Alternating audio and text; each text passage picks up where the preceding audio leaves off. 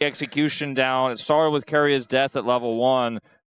They fixed the draft issues, I think, in a lot of ways in that Game 1 draft that we saw on Friday, but the play needs to step up as well. 100%. And uncharacteristic for Keria to make early mistakes in the lane. So often for T1 this season, it's been about the bot lane, having successful matchups, coming out ahead. We've seen the meta of Road to MSI shift because of the new patch a bit more towards having your support roam, having your AD carry be independent, and that doesn't feel like the sort of style this iteration of T1 is as good at playing as previous iterations.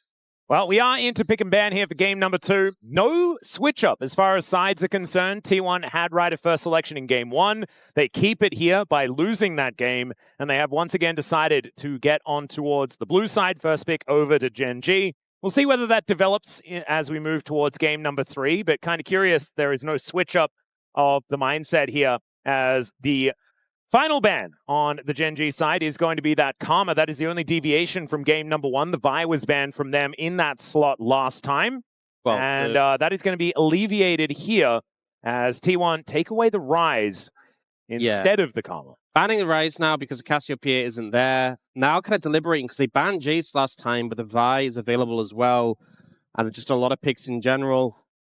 Sion banned, which it feels like they're trying to set up and bait Gen.G into an early Jace pick with this. It absolutely feels like that's the idea. With no Vayne, Gnar stocks are always up, but with the Jace here, it seems like a pretty obvious call for first pick here for Kiin, but Kiin doesn't necessarily need to get that early pick here. He's got so many answers to the Jace himself. A pick away is what it feels like for Chovy. This could be a triple flex if we're being honest. I know we've seen more mid, but we've seen the Anivia into Jace. We've seen the Anivia support, although it hasn't been as present in the recent meta, but keeps those options open. And also, if we do end up getting T1 taking the Jace here, Cassante is still available. Kiin Sante still there. So if they were trying to bait Gen.G into taking it, they have not gone for that bait. That's the thing, I think. With Doran playing Jace, you feel like Kiin has more answers than the other way around, so it feels comfortable to go for the Anivia first.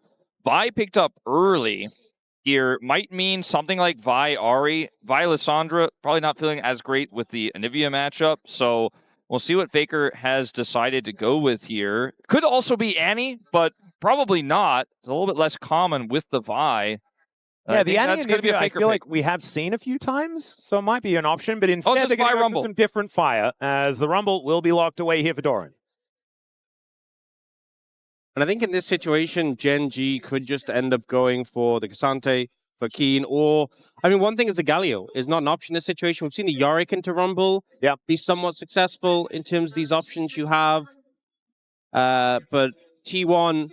with a lot of potential to set up a dive-heavy, engaged sort of composition, which is kind of what came out. Whoa, that's not what I was expecting, is they just slammed the Xayah Rakan. I think both. The Xayah is great into the Vi in isolation, but also we've seen Rakan Vi Rumble look really, really good, and to be able to both have that added safety and deny a Rakan follow-up for Keria with how proficient he is at that champion just feels like a 1-2 punch here from Gen.G in a big pivot that I don't think T1 would have seen coming.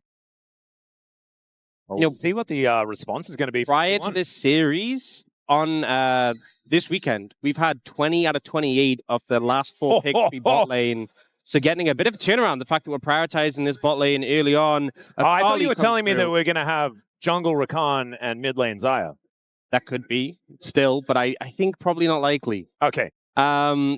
Akali comes in for Faker, so committing heavily to this dive-focused composition. And we saw game 1 be Gen.G wanting to lead the charge, get backline access, and T1 have more control. It feels like this the script has been flipped a bit in this one with sort of opposite themes coming through. Yeah, the idea here for T1 is to try to deny all sorts of peel because you are all inning now on your burst and your setup here. That's why they take away the Wukong, could just cyclone through team fights and disrupt everything T1 is trying to do. So that makes a ton of sense. See what their final ban ends up being here.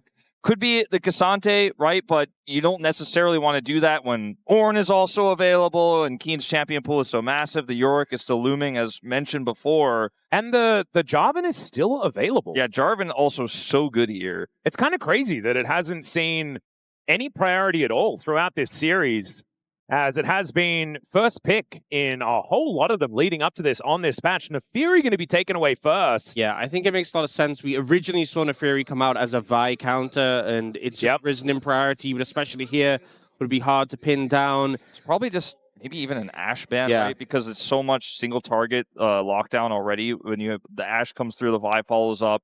I wouldn't mind a Sivir either. I think Sivir is kind of okay here, especially when they do want to just run at them. I think a little short-ranged for the Sivir in this situation. Yeah. Rakan and Anivia. I think Ashe makes sense. The arrow also, as you kind of said in the first draft, good at circumventing the control that Anivia offers. You just fire the arrow, cancel the ult, and everyone can follow up. So now up to T1 to decide what they're taking into the Xayah Rakan. I'm worried it's a Lucian lineup here. We had this exact same, not the exact same draft, but the exact same situation where it felt like Peyz was priced into playing the Lucian in the bottom lane, and it didn't work out. It's a lot of great follow-up to the Vi Rumble. The Kalista! Okay, I like this way more, because this is way more flexible on how it's going to team fight later on than the Lucian, which is super binary and falls behind, can't really function. I mean, it's a similar story with the Kalista, who is largely aimed towards the mid-game, but the mobility is going to be there. It's just what Gen.G is now going to augment this composition with in order to make this Kalista's life hard. What about Maokai would be one of those. Or even Poppy jungle could work here. As it's a lot of magic damage in the mid jungle, so the synergy between Chovy and Canyon not exactly going to be outstanding. Those but upgraded Nick treads for Faker will go very hard. Very hard indeed. But now a top lane pick for Kiin. We're expecting the Cassante, but maybe something with a bit more damage could work out here. Yeah, you might have a pseudo tank already. Might need an AD threat, so they end up going towards the Yorick. That does provide a good amount of AD damage, even though there's a decent amount of magic from the Yorick too. And it is looking just to be the Kalista Renata. I'm coming out of this one and once again feeling like T1 have the edge in terms of draft. This time it's Gen.G with more of the control element, trying to keep that backline safe. But T1, I think the bot lane matchup is so tough for Ruler and Duro to deal with. Kalista can just skirt around the grand entrance, the feathers, the mid jungle as well. So much potential to get on top of Chovy, and Merc Treads are just going to make that mid jungle so hard to match into. When Faker gets them upgraded, hard to stun him, hard to get damage down with that free shield. Now for me, I look at it the other way. I think that Gen.G has so many forms of peel. Between the Xayah ultimate, Rakan can peel, Chovy's got Egg, right? There's Nature's Grasp, and even the Ghoulie Wall can be utilized to try to prevent that follow-up, so it can make T1's composition a little bit more disjointed. That's why I like the Kalista, though, because even though Kalista doesn't always do well if she doesn't get ahead early, they've got a good lane for it, and it also does consistent damage in team fights and can be cleanup that Lucian often struggles to do, and the Kalista obviously has a lot of additional power around Fate's Call. Not to mention, Peyz actually has the kill record at MSI on Kalista. Yeah, I was going to mention that as well. He is really good at this pick. With how game one went and how defensively Gen.G were able to basically weather the storm and then turn into an oppressive comp, I worry that might happen again here with what T1's put together. We'll just have to find out. I do feel like there is a lot of cohesion between the champions here on T1's side, but we'll see whether the players can mirror that as we get into the Rift here for game number 2. 미니언들이 생성되었습니다.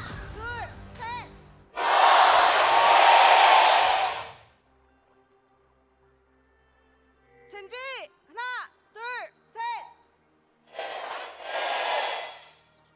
All right, here we are, ladies and gentlemen. Onto the Rift for the second game of this best of 5. T1 looking to even out the scoreline like they did successfully against Humble Life eSports on Friday. And Gen.G wanting to move to match point, try and stamp their ticket towards Daejeon already. This is interesting. We're seeing from Chovy the Deathfire Touch. We normally get Electrocute from our Anivias in the mid lane. Yeah. We've seen a little bit of both, but it definitely has been more Electrocute focused, especially in matchups like this where you're laning into someone who has Electrocute and you want to be able to match that extra burst damage. So I do find that quite interesting. I think it has to be said that Faker's Akali has been incredible this year. Especially in best of 5s. Yeah, it is just a thing of beauty, and I think there's a lot of confidence in this draft for T1 as a result of it. A lot of comfort picks here, including Doran's Rumble. So, you know, this is a draft that feels like it is incredibly T1 build, right? It is a draft they have such good mastery of. So maybe that'll be enough to get them across the line. As we expected, and as everyone knows, this Kalista lane is going to rule the day here on the bottom side in these early few levels. It just shows how much comfort T1 has on the rest of the map that you don't even mention the Kalista Renata for Peyz and Keria as well. Like, there is ultra comfort here for T1. I think it's a great mindset to have moving into a game 2 after you lost pretty convincingly in the first one, right? It's like, let's get back to basics. Let's do stuff that we really know. And so far, so good. Interestingly, the Peyz not going for the cleanse, and a lot of time you see barrier for the early trades, the tempo barrier we've seen so often. The cleanse value pretty high here, and particularly because Ruler's taken exhaust. Yeah. So if you had cleanse for that, would have a lot of value. Olin comes in here. Yeah, that's the heal out as Ruler and Duro holding on to theirs, and in fact, looks like they will not need to expend it. T1 will chase them down. You've got a Maokai in the area, spotted on a ward. Actually, back away. The position there from Ruler was really good because Peyz was trying to like hop around the feathers, but they were against the wall, so he had nowhere really to go. They have such an advantage right now because they have heal. The exhaust makes it difficult to all in with bailout, and Maokai's here. So actually, they regain control really quickly of this bottom side 3v3. And I kind of want to go back to the draft again. I know we've been talking about it a lot, but talking about this series as a whole, I feel like the value of the Xayah Rakan pick-away cannot be understated. Because Keria was unbelievable on the Rakan pick. Duro had a great game on it yesterday as well, don't get me wrong. But now you've denied that from T1 to have that comeback game where Keria really pops off on this champion. Obviously, he has a lot of others, but it's just another reason why I kind of liked what Gen.G did with their bottom lane early pickup. I think 100% Keria picks it up if they don't take it away there for the Rumble Vi. We've seen this so many times by Rakan, but with the Rumble on top, it's just so easy. T1 are utilizing this early prio here in the top lane really well as Doran starting to finally chip away at this first plate. But otherwise, it's all quiet on the Rift. Ruler and Duro got through the toughest part of this early laning phase. We'll see what happens when we start getting to these first few objectives as Dragon spawns in 1 minute's time. Yep. So far, just some more laning to be happening here. Ruler trying to get some of these feathers down successfully. Does so. Once again, not using his own skin, which kind of makes me a little bit sad. But going for the Skinergy there alongside Duro this time. Gotta have the matching skins. That's the most important thing. Yeah. That's all right. Chovy and Faker just going to be laning against one another. You can see this time around Chovy having a better time in the early laning phase, but that is to be expected in the range versus melee matchup. As he's just flapping around, having a good time. Not going to quite find that Flash Frost, but not going to be the end of the world. Faker throws down the Twilight Shroud, and we'll just now look for a little bit of a reset angle, potentially clearing out that wave comfortably. There's a ping coming through. I think T1 are looking to invade here. They have Prio in the bot lane, or at least get some vision down and find Canyon. Yeah, well, they will be able to find him there with the Scryers. He's looking for the Grump, although might actually forego that. Oner moves over towards this first dragon, a very early one, as it only just spawned. Canyon coming down, throws a sapling in that brush. Doesn't exactly know where Oner is, but has a sneaking suspicion. Oner has double smite, so he can smite the beginning of the dragon and finish with smite here, so he can rush it very quickly with the prio they have, and I just don't think there's any time to muster a contest. Chovy's already backed in mid lane, and this should just be break secured. Yeah, I think the Chovy recall was the thing that really cemented that, because if Ruler, Duro, and Canyon had looked into contest, even though it's risky against the Kalista, they potentially could have, but with Chovy gone, there was just no way, with the potential of Faker moving down on the Akali. So early Dragon pickup from T1, very early in this game. And it's once again, we're doing the Earth, Wind, and Fire track. Not going to be the same order this time around, as we'd need a Mountain Soul for that, as now Canyon gets the ward down. Good Shuriken backflip is going to be there as the handshake comes through. And Duro trying to keep himself alive, but it's not quite working. Oner doesn't find the Vault Breaker, as Ruler still desperately trying to get out of here, but it's not going to work. Peyz rips out the sticks, and down goes the Xayah. First blood to T1 this time. Not enough value for the exhaust on the turnaround there. Ruler has a good feather call, but that is all he has. Too isolated down there on the bottom side. Doesn't have a barrier, and is just not able to fight his way out of that one. But this is, again, a numbers advantage here, as look at where Chovy is on the rotation down. Super late here. And yes, Canyon could deny Faker entry with some help from Duro, but it doesn't matter when the Xayah is just getting Kalisted there on the bottom side. Yeah, and doesn't bring the sums, because even though Peyz was low and the exhaust could have kept Ruler alive longer, Peyz still had barrier, would have just been a waste, so holds onto those for now. Kiin trying to catch Doran out there with the baby cage, but it's unsuccessful. Yep, actually doing a great job on this Yorick so far here in this lane. We've seen this go a few different ways, right? It can be relatively even, but we have seen the Yoricks have a pretty good time into the Rumble as well. And so Kiin is mimicking more that one this time around as he's hitting ease. And that is obviously the way that you win. Does have a slight gold advantage as a result.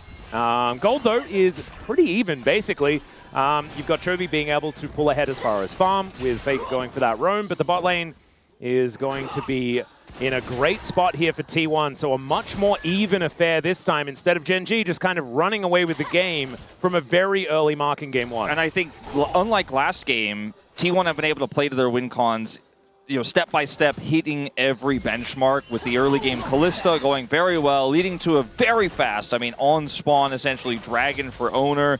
The bottom side prior they budgeted so much for in this draft is getting them the leads they want to have, that they need to have. Grub's on the top side here. Canyon has control there right now, so that may be the trade-off here, which is very valuable when you have a Yorick on the top side of the map. But yep. T1, see what they do. They are sending Oner over right now to at least try to deny one of those. Yeah, Oner is going to be spotted by the sapling as Canyon looking to get himself out of there. Holds that health bar as high as he possibly can. But this is the problem. Kiin has full priority. In the top lane, Doran just ulted the minion wave. Yeah, they can't fight this. Yeah, to get some tempo back. And because that ult is now on cooldown, this is just not a realistic option. Double grubs going over to Gen.G. Looks like it is going to be a consolation grub to go over, as that will be the 2-for-1 in favor of Gen.G as far as that is concerned. But because of that really, really early Drake, it did give T1 the ability to actually come over and contest, which they otherwise wouldn't have had. And I do think at least getting one grub on that situation, considering Doran was pushed in, low HP, had just ulted the wave, I think the fact they get one is at least something out of the situation. Level 6 for both of these bottom laners, but not really an all-in timing. Duro and Ruler do have the wave advantage right now. Canyon does have Nature's Grasp and is somewhat nearby, so certainly could be an opportunity if they could bait T1 in here, but I think this is just going to be a little bit of a look-in. Like so often, the hallmark of Maokai has just been that ult bot lane. As you walk in from the side, it covers off the lane. That's been such a common play. Faker...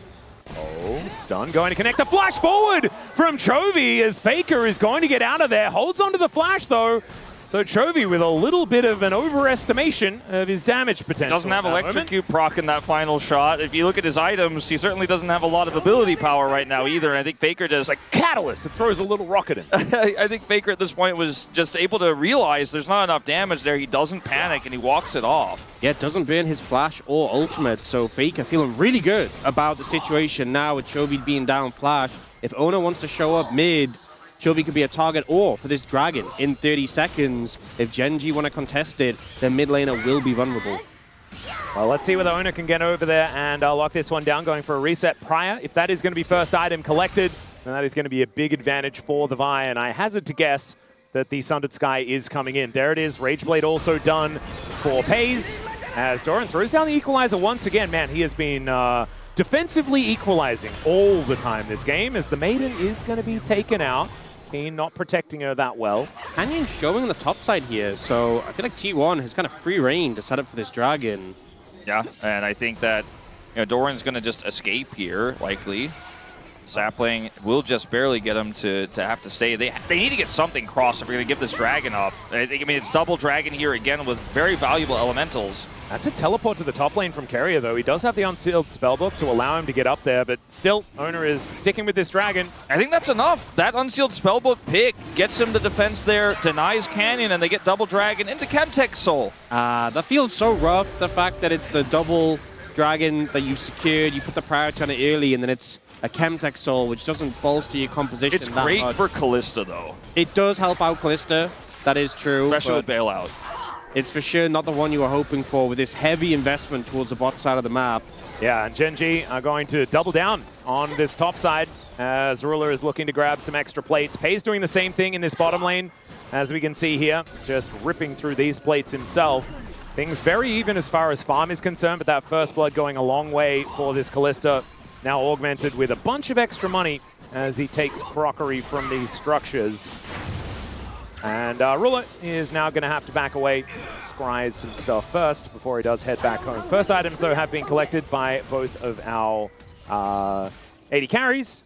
I think going back to the Chemtech soul point, for T1, it's not necessarily about the soul you're looking for.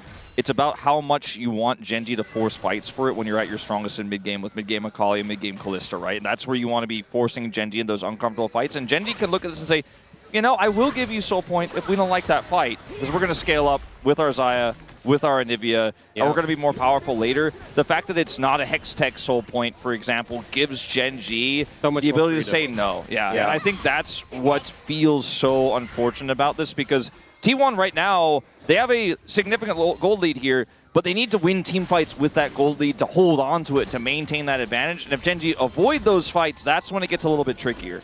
Yeah, Leandres is now done for Canyon as well on this first strike Maokai. And so even though Oner does have a bit of a gold advantage, over time, I think the Canyon should be able to comfortably move back into an okay position. I think ironically, this sort of game pace and the slowing down of how the early game has progressed is really what T1 wanted last game with their composition they had there. And Gen.G kind of demonstrating when you are playing that more slower-paced, controlled composition where you have picks that want to come online later, this is how you just avoid interacting where possible. Yep. Trade things back and forth as much as you can. 2 minutes on the Herald. That might be the next opportunity for T1 to start themselves a fight. But the problem is, I feel like in the last game, Doran versus Kiin was much more volatile. This does feel like Kiin just has control of this wave over and over again, despite the fact that Doran does have a lot of money towards that top side. Kiin is just making things work on this Yorick, very close to that first item. And over time, will just become more and more of a menace in the side lane, able to get map control for Gen.G when it could otherwise slip away, like you mentioned, based on the compositions. Very quiet mid-game, favors T1. They're looking... Or sorry, Gen.G, rather.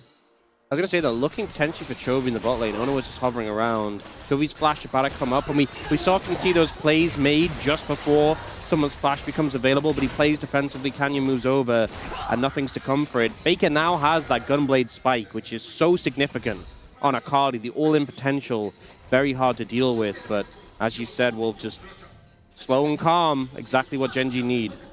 Yep, now Chovy going back to base. We'll see what he's going to be able to complete here, as he has completed the quest. Probably wants to get boots 2, so he can immediately get some boots 3, and that is going to come on through. So some Swifties have been fully upgraded. This bird going to be flapping around as quickly as she possibly can. Chovy the only gold lead on the Rift right now. It's pretty small, but it's the only one that Gen.G has, and he's scaling up. Xayah is scaling up. Xayah has exhaust for safety later on too, making it more difficult to kill her. On top of her already safe ultimate, all the peel tools we mentioned. Right now we're looking at this game talking about the Kalista lead, right? The explosive power of the mid-game for T1. Ruler has a heavy responsibility to use these peel tools and to be able to judge both his positioning but his timing of his ultimate. We saw a pretty funky angle from him on this pick yesterday. Hopefully he'll have those aimed the right way this time around, as it is going to be very critical for Gen.G if they're going to win this game for him to play incredibly well when we get to that stage. We're not there yet as T1 have full control over this Herald. And as we've been talking about, Gen.G just opt out because they do not want to give T1 an opportunity to say that 1,000 gold lead just turned into a 3,000 gold lead on a flipped fight. And now they can use this time to get a bit of positioning around this dragon spawning in 20 seconds. Don't necessarily need to contest it, but they can threaten, get some saplings down, maybe if they see someone out of position, or just gather information and be wary of T1 before they move in. You can see now Oner trying to make his way forward. Yeah, he's actually going to be able to get into that river brush, as the saplings are really starting to do some work. One item, strike. But it is it's certainly working. Like you were saying, that first strike really looking like it's getting some work done, as the Trinity Force is going to come on through alongside Kiin, teleporting into the bot lane.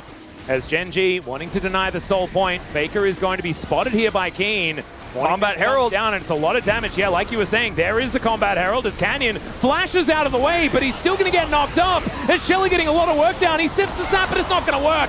Down goes the Kalista. The bailout is in for Peyz. Gets the reset, but Kiin is massive.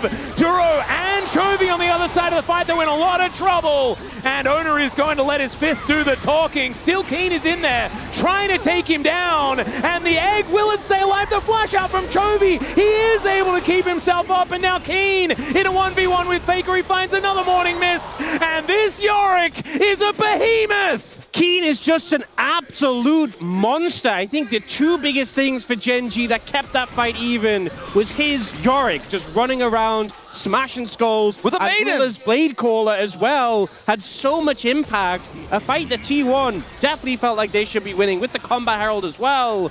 But in the end, it's Kiin who comes in strong. And we're going to get a refight for the Dragon. Yeah, good handshake there from Keria as Doran's looking to move his way back, but he hasn't been back to base yet. And these ghouls, man. What I think this is just Gen.G's Dragon. There's just no two ways about it. T1 not able to make it happen here. Yeah, Oner was still on the Krugs, by the way. He was like, no, guys, we're not doing that. Initially, I thought with this fight, Gen.G had maybe overstepped, right? They didn't have to fight for this. They had been so measured in all of the other fights leading up to this, but they play it out so well. Combat Herald comes down, Canyon backs away here. Flash buys him some space, but then you see what happens with Ruler on the right side of this fight. Ult comes out, good pullback. Yeah. Look at that, the double there, denying Peyz the bailout. And then from here on out, yes, T1 have the numbers advantage, but they don't have a great way to deal with Kiin's sustain as he just rips through this fight. The egg buys time. I think Gen.G judged that they had enough here so well. It was on a knife's edge, but they played it confidently, and they barely walk out ahead. Also, that ghoulie wall position, so Oner couldn't flash over the actual wall, was so good. They needed the Kalista alive to deal with the Yorick, and just some great team fighting from Gen.G. And Chovy, he's the master of minions. He really is. His own and the opponents, as he will just force them on a merry goose chase. Faker not exactly going to notice too much of a difference in the wave state, but it was a very cute little maneuver. Peyz does have his static shiv now, as he's gone for that after the Rage Blade. Pretty good item on this patch at the moment. Is now Kiin getting focused down by Oner. Cease and desist comes in, the Maiden getting involved as well, and Kiin, I think, will be burning down. And there he goes on the cross map. Faker trying to keep himself alive as a smite comes in, Twisted advances down, and Faker no chance of getting out of that one with Duro joining the party. Oh, a turret has already gone down here in the bottom lane for T1. It's going to take Gen.G a lot of time to get one in return, and Ruler's not going to be able to defend himself here alone, so there's going to be some tough calls made for Gen.G. They are going to commit to that topside turret and trade, but T1 can match that and actually look for almost a second one here, as well as mid-side prio, so T1 getting a lot in this instance here on that initial pick. And yes, Faker dies, but T1 are still getting more. Also, it's a 3-0 Yorick that they managed to take out, so T1 making a good proactive play, even though Gen.G, once again, cross-mapping, going for the trades. T1 are the ones who end up getting the edge in this situation. That being said, Doran stays for the tower. I mean, he's not actually going to get punished. It looks like Duro might be able to get over here, but no one else is in the vicinity. Yeah, that was close. Canyon was heading over, Chovy as well, but perfect timing to get it and get out. They knew Canyon didn't have ult, and I think that was a good judgment from Doran, or whoever made the call to tell him to stay there, and they are able to just barely get the maximum value there. And if you look comparatively what Chovy was able to get their top side, only 2 of the inner turret plates. And now, I mean, Doran has 2 items. He is very, very scary on this Rumble and has a slight gold lead. And after that last team fight, I was expecting Kiin to just run away with this game. Things a lot more even on that top side than we expected. Still, T1 with a slight gold advantage as the Baron has spawned. Kiin going to get his hand shook, looks for the ghoulie wall as it is often about Kiin getting killed and then going on a rampage afterwards. Not going to happen this time around. So a bit of a difference between this game and the last one is occurring once again as Doran comes on over here, watches as that plate falls down, but is able to incinerate that minion wave. Get a little bit of tempo back here for T1 as they move to 1,000 gold in the advantage. So much of Gen.G's agency is on the Nature's Grasp cooldown, whether it can be used defensively to secure an objective or to siege and look for a pick. Ruler is doing a lot of damage with these 2 items now completed. It's getting a little bit scary. One thing that's a real conversation. Oh, Faker. Yeah, might be in trouble. Goes into the Shroud. The Kiin is moving down. Nature's Grasp is going to collect him. And now he's going to ult to try and get himself away. The rest of T1 are going to show up, but he gets the ultimate to get himself out of there. Still won't have that if there is going to be a fight coming up. 1 minute until the Chemtech Dragon is going to come on in. And Gen.G maybe looking for this outer turret mid lane, but even that feels a little bit too scary. Some big tools baited out there by Fake and able to evade it without even bidding his flash, which is pretty good going into that next fight around the Dragon. I will say one thing is that normally we've had Blade the Ruined King built early on Kalista, giving you that extra sustain. But going the Shiv route that applies those on hits, obviously very powerful, but you don't have as much sustain into this Maokai. Whenever the saplings hit, it feels so painful. That poke, very relevant, especially when you're trying to move up and contest his vision. Especially when you don't have a tank to eat the saplings, to clear vision, and to go through those brushes. It might often just be Vi or Keria's job here to eat that damage so you can go into the fight at full health. I do think the Shiv is incredibly valuable at getting Prio to be first on objective, because that's what T1 needs. And so while that trade-off is big, I think it's the right call here for Peyz. Is Canyon does have his ultimate backup. They have this defensive setup here where they can use the ult to deny T1 access or look to force a fight if T1 want a challenge. This is a very tough moment for T1. It might be the beginning of the sunset of this composition if they fail this fight. Well, Faker makes his way over. His ulti just came off cooldown, but once again, Kiin is going to find him, and oh my goodness, these Qs are doing so much work. That's ult bin by Faker. Yeah, he's out of there already. Oh, Kiin is doing such a good job of just keeping this Akali accountable. And with Faker baiting his ult to get out of the Ghoulie wall, T1 pull away from the fight. It's 2 dragons apiece. Even though the Chemtech Soul isn't the biggest win condition, it's slowing the game down once again. Gen.G, they know exactly what they want out of this game. Absolutely. That positioning of the Ghoulie wall there for Kiin was a game changer, but the fact that they were first on the dragon was essentially checkmate because T1 could not approach. It was just way too risky. Maokai and Anivia first to the play, it does feel very unfair. When you got a Rakan there as well. Yeah. And if you want to try to get on top of that AD carry, he's got ult and flash and exhaust, so and very Graves tough. Keeper at like 1 billion health, in a very good position as well. Feel like Kiin really having a great day so far today, but T1 hold on to a gold advantage. They got those first 2 dragons, so the fact that Gen.G have taken the last couple doesn't mean quite as much, especially in combination with the fact that it's a Chemtech Soul, so not exactly the most sought after. But I do think Gen.G utilize it pretty well. Chovy just got his Rod of Ages level up, so he's now level 16. 2 levels above Faker, and has that rank 3 ultimate, which is a big problem for T1. And where does Faker lane as well? Because laning into this Yorick just feels impossible for basically anyone. But the Anivia is difficult to deal with as well, like you were mentioning, that level advantage. He does set up here so easy if they want to trigger it. Oh, Faker looking for an angle, but once again, the saplings are going to find their mark, and it's the slow that's the most devastating here, stopping the Akali from getting on top. And they're just buying time. Like, Ruler's IE is coming up soon. Yeah. You know, that's all they really need. And with 3 minutes till the next dragon, he should be able to have it for that. And I don't think T1 can look for a Baron start before then either. If they could get vision, if they could get Prio and try to look for the double smite with Kalista Rend, maybe getting the Baron could be what keeps them in this game. But otherwise, their clock feels like the hourglass is running out of sand here. And you see how they try and collapse in on mid when Gen.G are pushing up, but with that mid tower still being there, they can just retreat back. You're never diving in Anivia Maokai on the tower, and instantly the pressure negates. They're trying to break out of this setup that Gen.G is playing right now. The Yorick, as you said, in the side lane, such a major problem. And I do think that the sun hasn't set on this T1 composition just yet, but they're going to need to make something happen. They're going to need to find an avenue to get this fight working. Maybe that classic T1 Baron is going to be the angle. Look at Ruler doing blue buff right now. They're just giving him all the money so he can get that IE as fast as possible. Understandable. And the only big advantage here in this game is Oner over Canyon. And I don't think Canyon really minds too much. He just wants to press an ultimate button and CC a few targets and then maybe even go down. Oner will be imperative, will have the GA coming up pretty quickly. Now he's on Wolves. Ruler is just hard farming right now. Got red, got blue, got Wolves, got Wave, and he's just rotating around, taking all the gold. Ooh, and I think they're just done for Peyz, though. Yeah, that's true. Maybe an angle.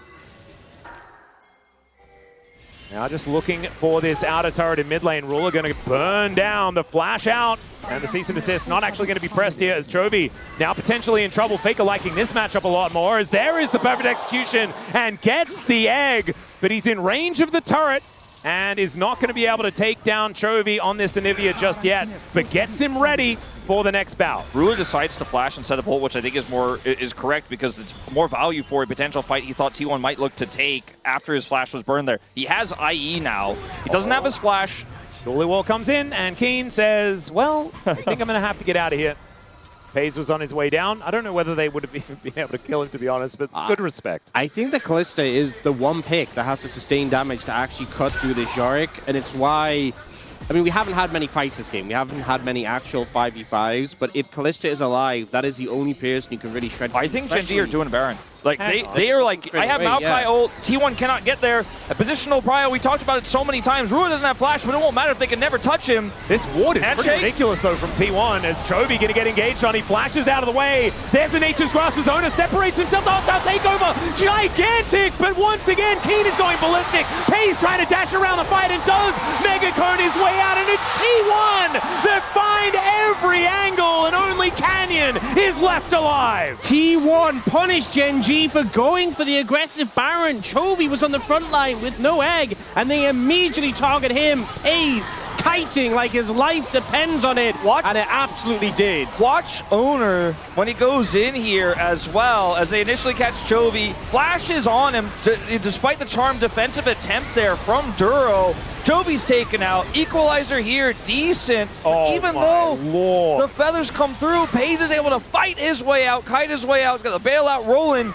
and that's the T1 magic right there. Gen.G, I thought that was checkmate. They got Maokai. They have so much peel. Ruler has ult. There's no way T1 get in, but they make it work. And Oner has a clutch play to follow up on the catch on the Chovy. And now they're going to look for their soul point here finally after picking up Baron. And now they're 3.5 thousand gold ahead. And Peyz's Kalista is crazy. He's got QSS online from that fight. T1 really in control. We were worried maybe the sun was setting, but it's certainly burning bright right now. And also now, Faker, level 16 with Flash. Chovy and Ruler, no Flash is available, only Duro, and Gen.G has his. If someone oversteps, missteps, Faker can just take them out. We saw how much damage he did earlier to Chovy to force his egg. Yeah, and then the whole game might just be over, right? T1 with Baron and access to the base could just mean that this one is just going to be gone, especially with Doran and Faker doing a lot of turret damage as well if they are left alone. And not to mention, of course, Peyz, who is just an absolute machine.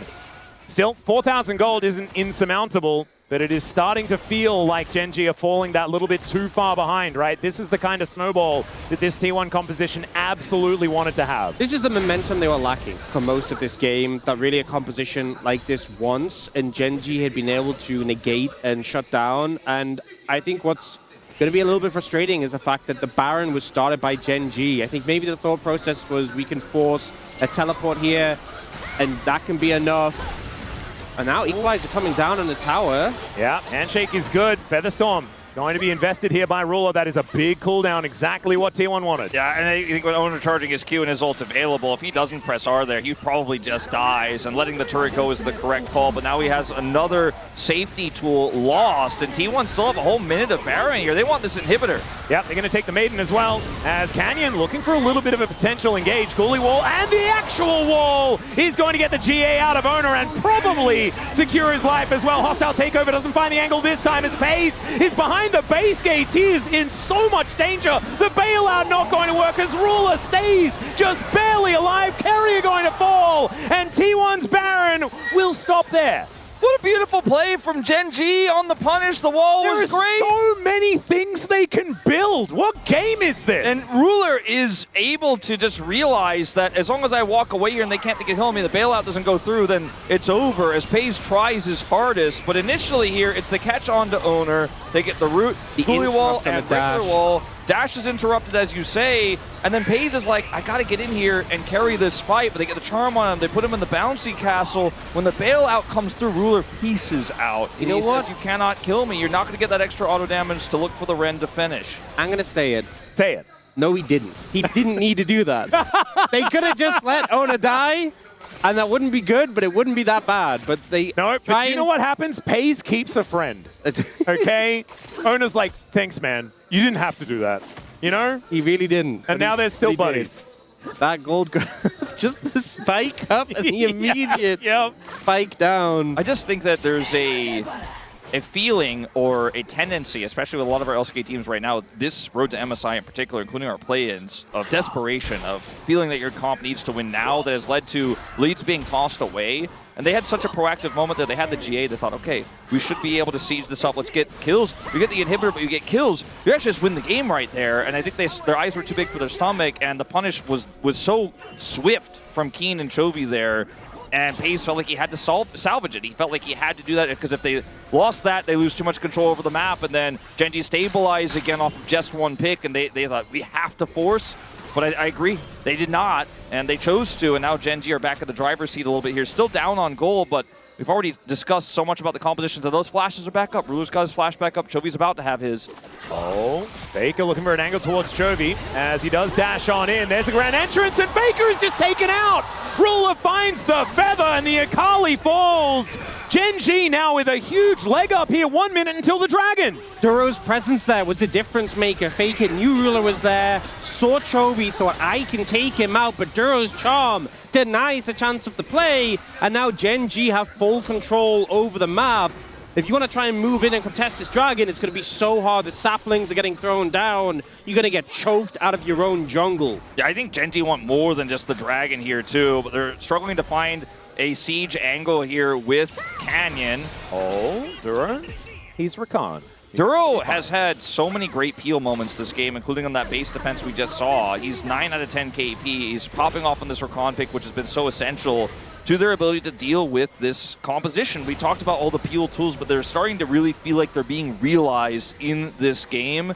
15 seconds of dragon spawns. Gen.G don't get further any control. They don't look for the Nature's Grasp siege on a turret, but they will get Soul Point here and bring us to a 3-3 7 elemental game. Yeah, T1 are pushing now through bot lane. They can't go through the jungle. Takes too long, too many saplings. They're going straight through bot. Gonna look for the fight. It's going to be so hard to secure, so I think the fight afterwards is what they're going to have to look for, as the wall just prevents them from going anywhere near this. As Oner gets in there, he's able to actually get towards this straight. The equalizer, fantastic. It's Canyon that secures it. Oner goes down, as well as now Keria in trouble. It is going to be Peyz pulling out those sticks, grabbing that first kill, and Gen.G's health bars are going lower and lower. Faker finds Ruler as Peyz going to be taken down. Peyz finally unleashed as he picks up the double, and Chovy trying to run away those Swifties, getting some work done, as once again will be able to put up that wall, but I think Faker might be able to find him, as Chovy not able to get the angle on the stun, and now needs to keep flapping to get himself out of the way of this one.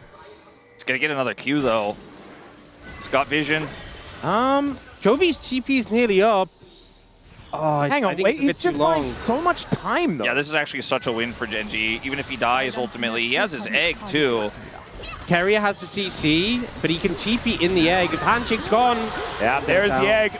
And Doran just goes for the golden burn to take out the Anivia. 420 gold over to him. The thing is, even though he bought time, which allows the rest of Gen.G to get up, him going down that late means T1 have ample time for the Baron. But here, this fight, Oner forces his way in to get access to the dragon and just gets melted by Gen.G so quickly as a result. But so many tools committed early means that Peyz is able to teamfight freely. We even see Keria interrupting Duro and stopping him from getting a quickness down onto Peyz, and now Peyz is just running rampant. It tights away then, cleanses the stun from Chovy. Peyz and Faker dance through the fight together with the timing there of the stasis from Faker, allowing him to do the damage, then get out safely. And Peyz follows up some damage, and then it's the execution from Faker in the final moment there. The DPS duo working together in tandem so incredibly well. The Baron goes over to T1 now. They're back in control of this game. Level 20 hit for Doran, and now they're looking to break open more of this base. Yeah, they haven't been able to kill the Rumble all game long. He's 4-0-8. Even though Kiin was an absolute monster in this one, the Rumble has turned out to be the walking barbecue that T1 needed. And that has allowed Peyz to get so much work done. The equalizers in these team fights have been game-changing. The problem is, though, this Baron, we saw what happened in the last one when Oner tried to get on a tower and hit it, and how difficult it was and how he easily got punished.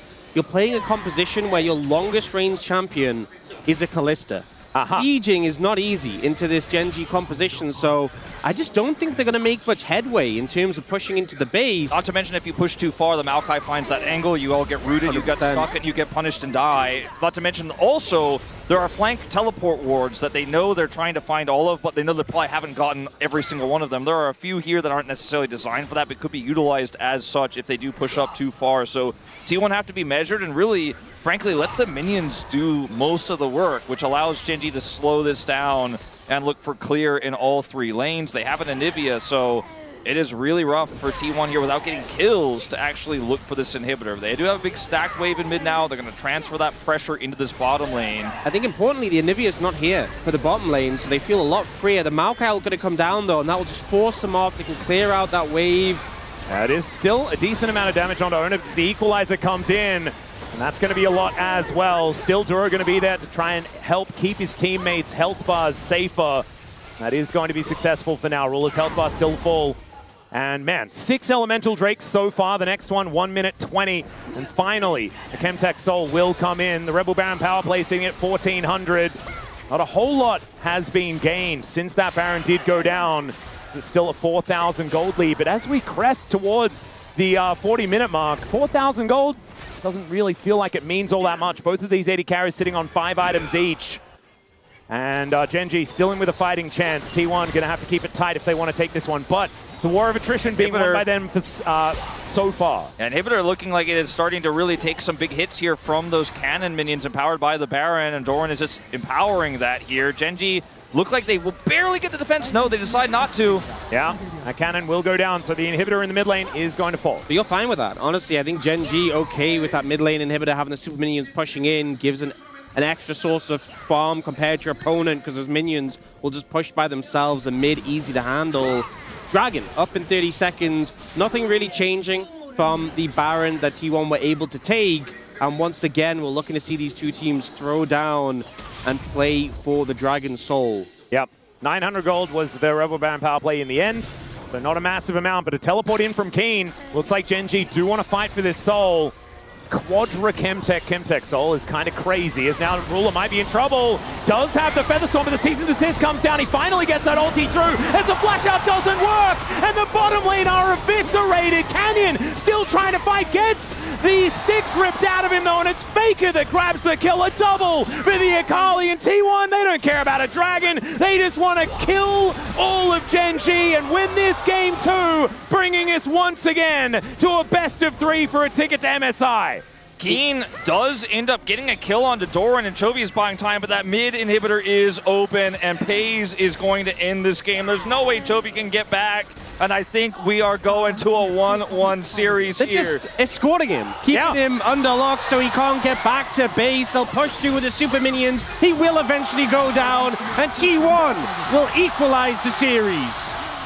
A beautiful game from T1. There was a hiccup, a couple maybe, but they held strong, and man, Peyz on this Kalista. What an incredible performance and a huge turnaround, honestly, from everyone on T1 in this game number 2. They have really made this series look interesting now. That is a momentum shifting, a series momentum shifting